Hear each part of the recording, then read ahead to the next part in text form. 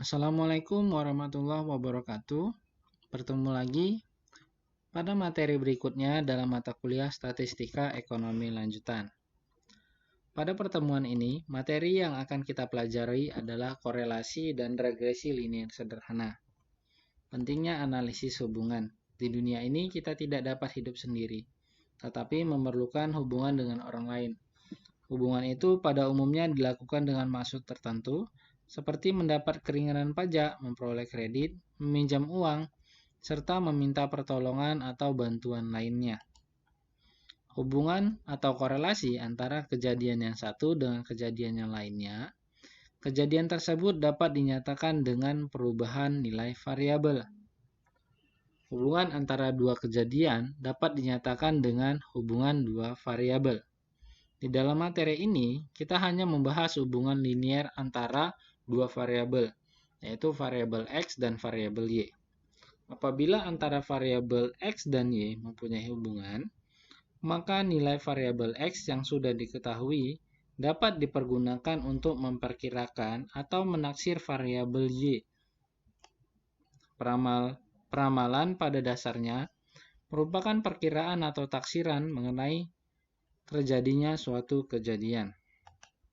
Nah, variabel Y yang nilainya akan diramal disebut dengan variabel tidak bebas, sedangkan variabel X yang nilainya dipergunakan untuk meramalkan nilai variabel Y disebut dengan variabel bebas atau variabel peramal atau seringkali disebut dengan variabel yang menerangkan. Jadi, analisis korelasi ini memungkinkan kita untuk mengetahui sesuatu di luar hasil penyelidikan. Salah satu cara untuk melakukan peramalan adalah dengan menggunakan garis regresi. Kegunaan koefisien korelasi. Hubungan dua variabel ada yang positif dan ada yang negatif. Hubungan antara variabel X dan Y dikatakan positif apabila kenaikan atau penurunan variabel X pada umumnya diikuti oleh kenaikan atau penurunan variabel Y. Sebaliknya dikatakan negatif jika kenaikan atau penurunan variabel X pada umumnya tidak diikuti oleh penurunan atau kenaikan pada variabel Y. Bisa kita lihat pada gambar berikut ini. Pada sumbu Y terjadi kenaikan nilai variabel Y atau sumbu Y tersebut. Begitu juga pada sumbu X atau variabel X. Maka dapat dikatakan koefisien korelasi X dan Y mempunyai hubungan yang positif. Pada gambar berikutnya, koefisien korelasi dapat dikatakan mempunyai hubungan negatif dikarenakan pada sumbu Y atau variabel Y mengalami peningkatan nilai pada sumbu tersebut atau variabel tersebut. Namun pada sumbu X atau variabel X mengalami penurunan. Nah, dapat dikatakan berdasarkan gambar tersebut, koefisien korelasi X dan Y mempunyai hubungan yang negatif dikarenakan kenaikan nilai X tidak diikuti dengan kenaikan nilai Y. Begitu juga dengan sebaliknya. Jadi kalau variabel X dan Y ada hubungan, maka bentuk diagram pencarnya memiliki bentuk yang mulus atau teratur.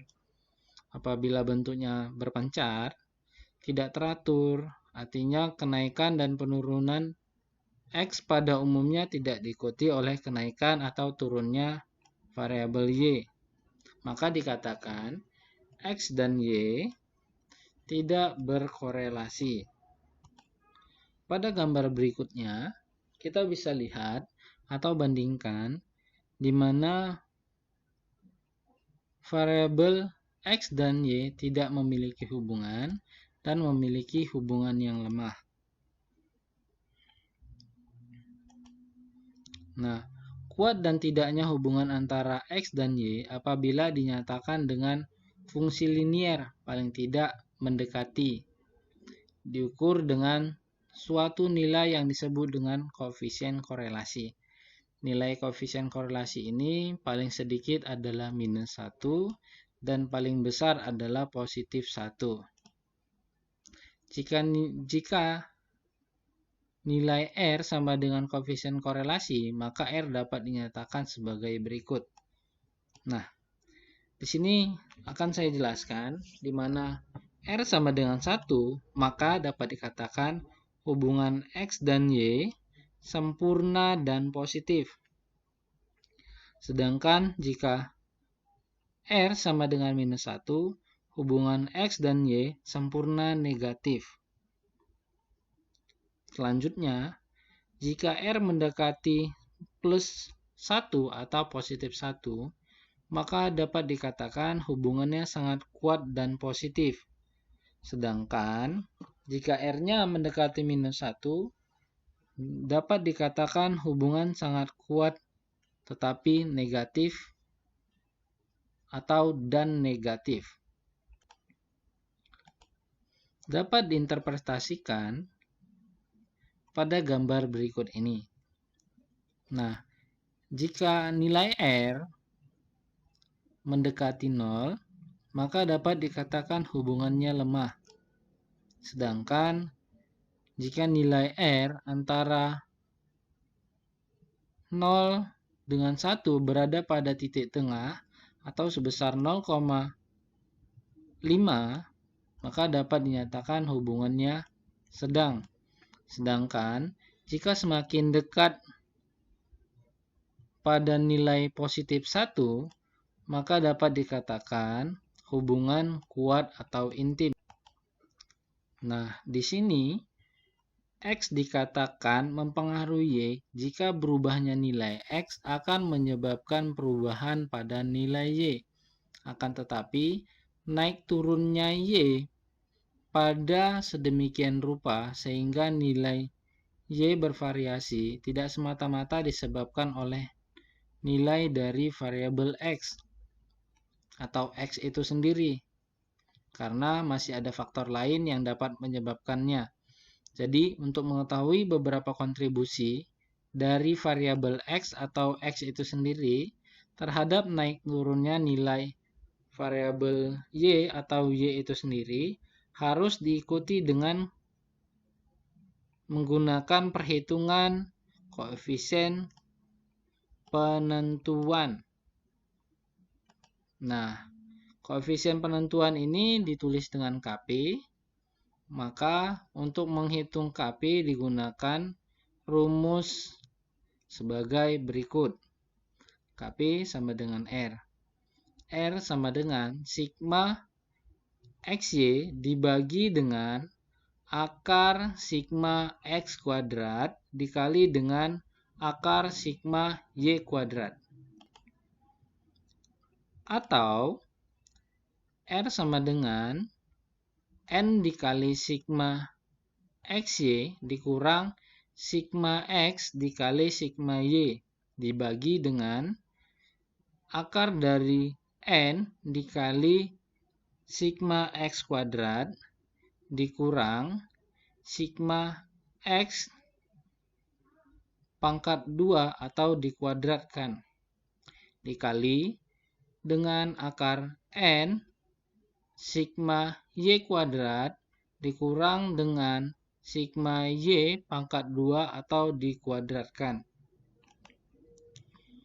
Kita langsung masuk ke contoh soal, di mana sudah tersaji data pada tabel 7,1.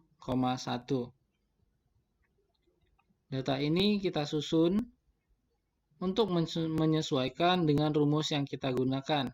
Apakah rumus ini atau rumus yang ini. Kita sesuaikan, kita susun nilainya mulai dari peringkat pertama hingga akhir.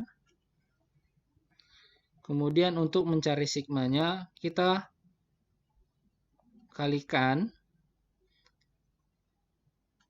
kita jumlahkan seluruh nilai X, kemudian nilai Y, kemudian X kuadrat, Y kuadrat, dan X dikali Y kita jumlahkan untuk mendapatkan nilai sigma XY itu sendiri. Nah, setelah kita dapati nilainya,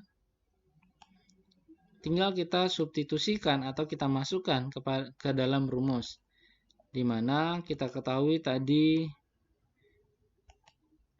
rumus yang kita gunakan pada saat ini adalah R sama dengan sigma X dikali Y atau sigma XY dibagi dengan akar dari sigma X kuadrat dikali dengan sigma Y kuadrat. Tinggal kita masukkan angka yang telah kita peroleh dalam tabel, di mana sigma XY sebesar 111,5, kemudian sigma X kuadrat sebesar 107,5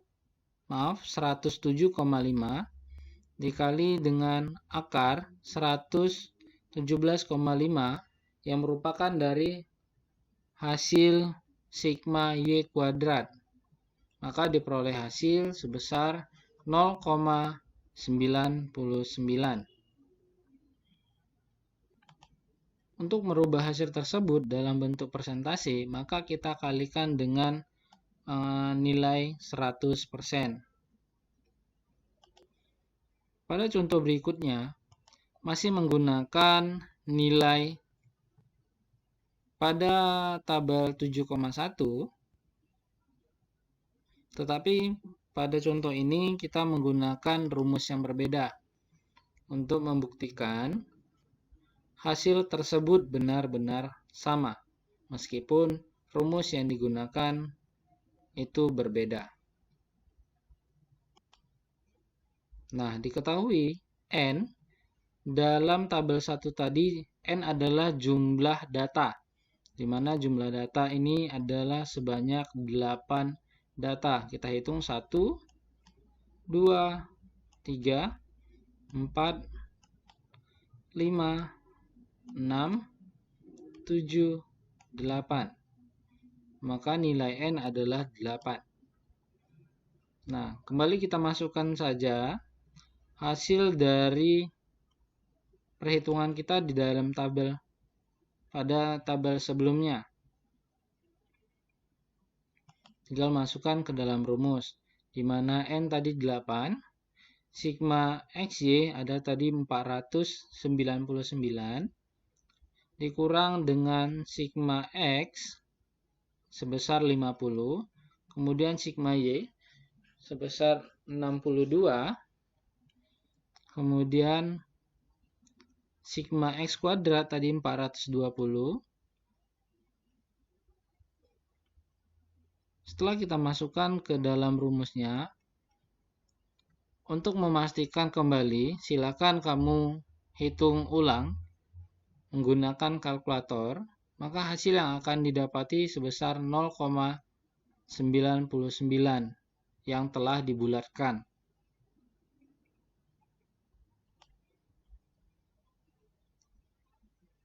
Kita lanjut pada contoh soal berikutnya.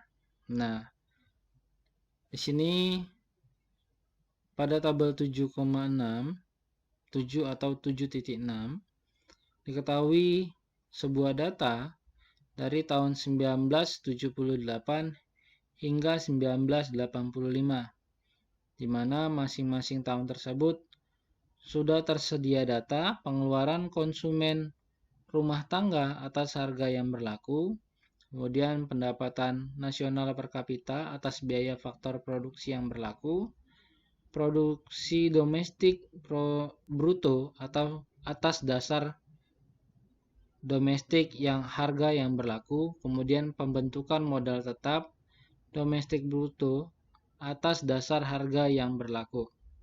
Nah, di sini yang akan kita cari tahu adalah seberapa besar hubungan antara pendapatan nasional per kapita dengan pengeluaran konsumen rumah tangga atas harga yang berlaku. Kita tetap menggunakan rumus yang sama, tetapi kita menggunakan rumus yang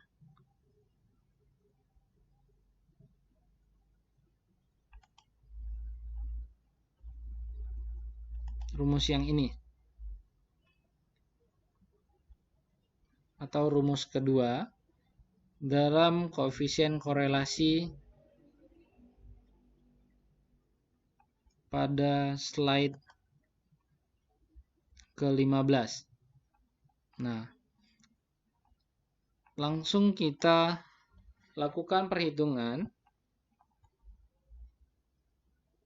Kita lakukan perhitungan untuk mencari nilai X kuadrat, Y kuadrat, kemudian sigma XY.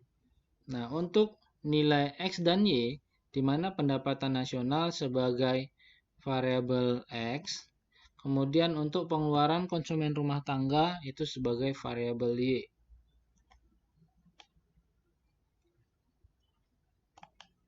Setelah kita peroleh hasil atau nilai sigma pada masing-masing variabel yang dibutuhkan dalam rumus, kita lakukan substitusi.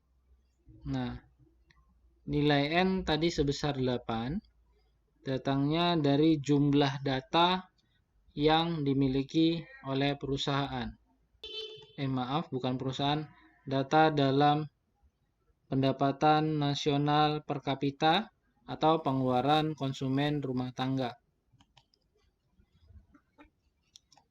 Nah, selanjutnya kita substitusikan, kemudian kita hitung untuk memastikan jumlahnya sudah benar, yaitu hubungan atau korelasi antara pendapatan per kapita nasional dengan pengeluaran konsumen rumah tangga adalah sebesar 0,98.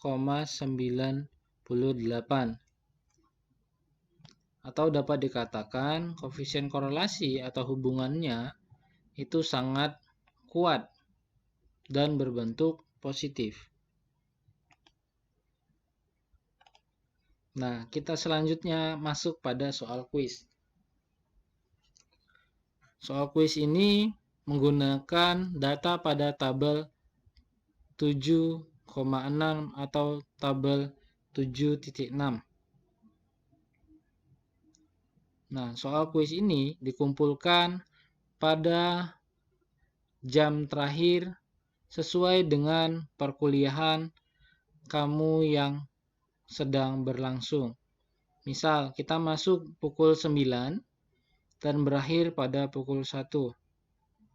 Berarti pada pukul 1 lah soal kuis tersebut atau jawaban kuis tersebut harus dikumpulkan.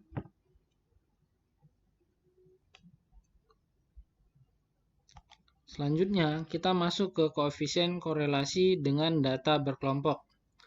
Rumus untuk menghitung koefisien korelasi yang sudah dibahas sebelumnya adalah untuk data yang tidak berkelompok atau data yang belum disajikan dalam bentuk tabel frekuensi dengan menggunakan kelas-kelas atau kategori-kategori. Untuk data yang berkelompok, rumusnya dapat dilihat pada slide berikutnya, di mana R sama dengan N dikali akar UVF dikurang dengan sigma UF dikali dengan VF. Nah, masing-masing penjelasan rumus ini, di mana U adalah skala baru dari X, V adalah skala baru dari Y, F adalah frekuensi untuk setiap kelas, Fu ada frekuensi untuk U pada suatu nilai V. Kemudian Fv frekuensi untuk V pada suatu nilai U. Dan N adalah jumlah data. Kita lanjutkan langsung pada contoh soal.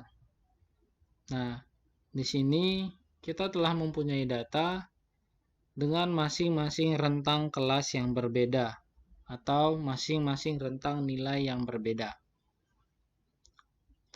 Untuk nilai statistik dengan nilai matematika, mana nilai statistik tersusun dalam susunan kolom, sedangkan nilai matematika tersusun dalam bentuk barisan.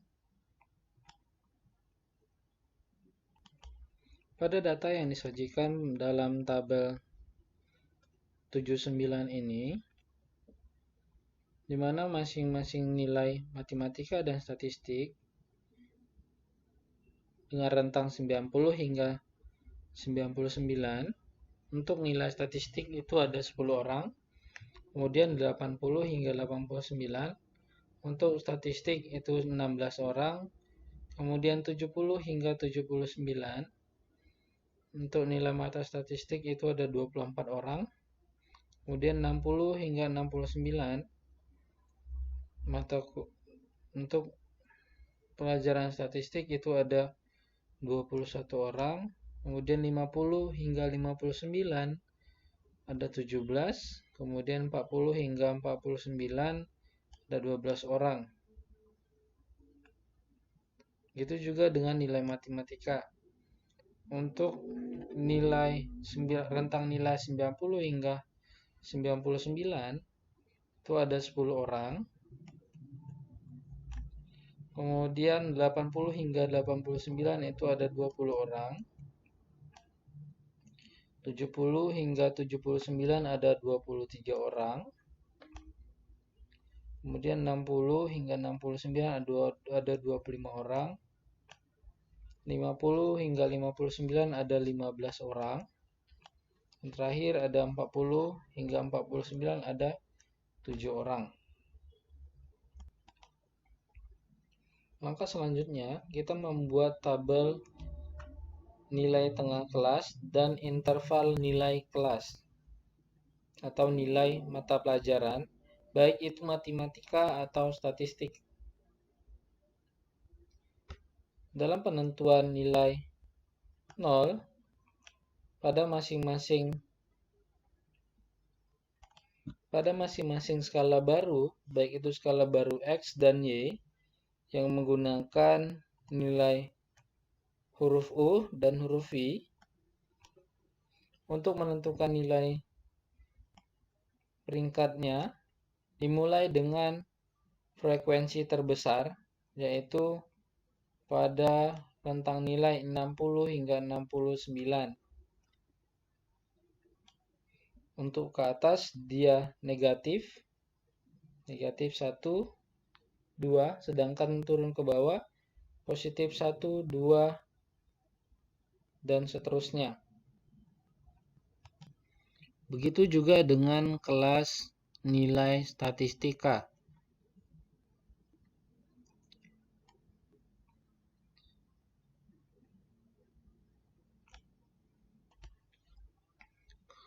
Selanjutnya pada tabel 12. Nah, ini adalah susunan untuk mencari nilai sigma yang diperlukan dalam penggunaan rumus yang telah ditetapkan tadi pada slide sebelumnya, slide 29. Nah, kedatangan nilai ini berasal dari untuk V.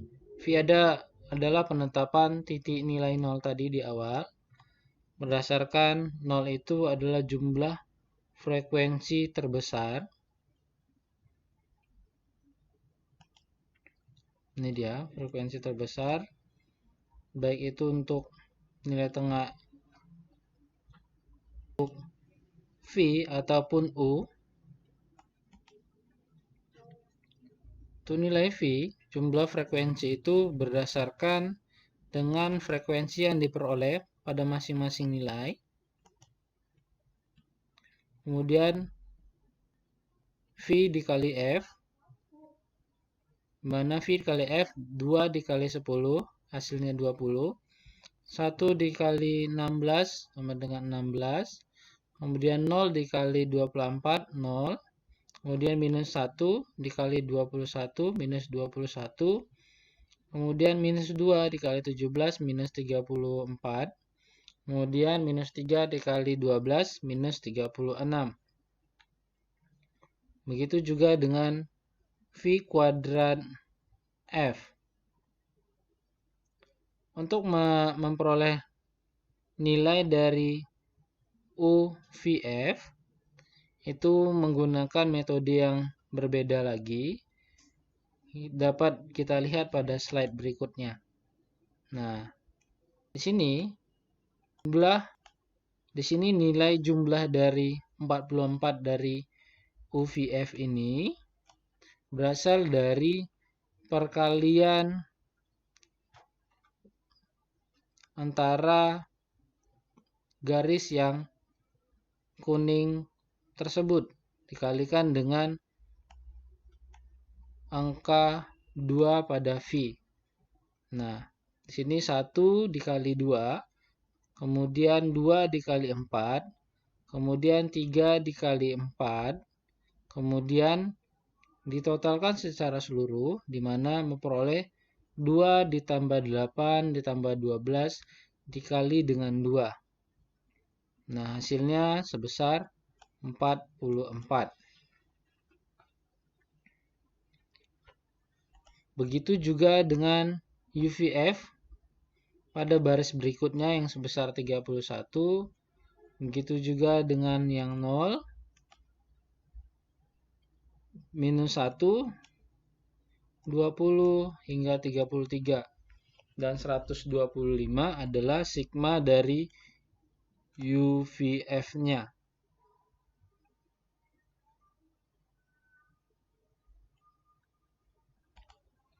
Nah, jika ada pertanyaan lagi atau pertanyaan tentang dari mana kemunculan data berikut ini, kalian bisa melakukan chat via WA pada saya, maka akan saya jelaskan ulang dengan melalui video via Zoom untuk menjelaskan dari mana angka atau nilai ini muncul. Nah, setelah kita dapati seluruh nilai sigma yang dibutuhkan dalam rumus, maka kita lakukan substitusi pada rumus yang telah ditentukan. Nah, dengan hasil sebesar 0,77. Maka dapat dikatakan koefisien korelasi antara nilai matematika dengan statistika memiliki hubungan yang sangat kuat. Nah, demikian untuk pertemuan ini. Jika ada pertanyaan atau yang kurang dimengerti, sampaikan melalui WA group dan akan saya jelaskan ulang melalui video via Zoom. Terima kasih. Sampai bertemu kembali pada materi berikutnya. Assalamualaikum warahmatullahi wabarakatuh.